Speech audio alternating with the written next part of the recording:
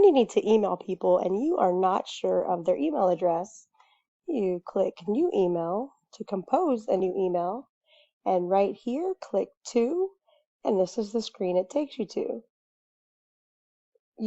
It should default to offline global address list. You want to keep it there, but click Advanced Find.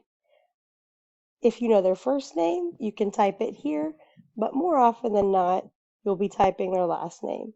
For example, if I want to find Miss Phelan, I would type her name,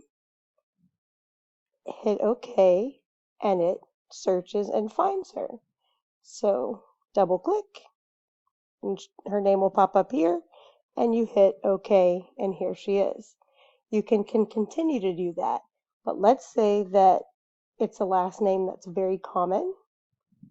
You're going to want to also put office number, and I'll show you what I mean by that. Click Advanced Find. Let's type Rojas. And because there's more than one in the district, we're going to click Office. This is what we put in Office, 045. Anytime you're trying to find someone at San Jacinto Intermediate, 045 is what you'll put in Office. And that takes you to Christopher Rojas, Assistant Principal. Double click, he's right there.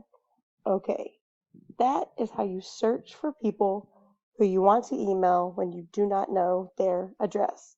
Once you've sent an email to them, it'll automatically populate whenever you go to compose a new email, but if it doesn't, that's how you find them.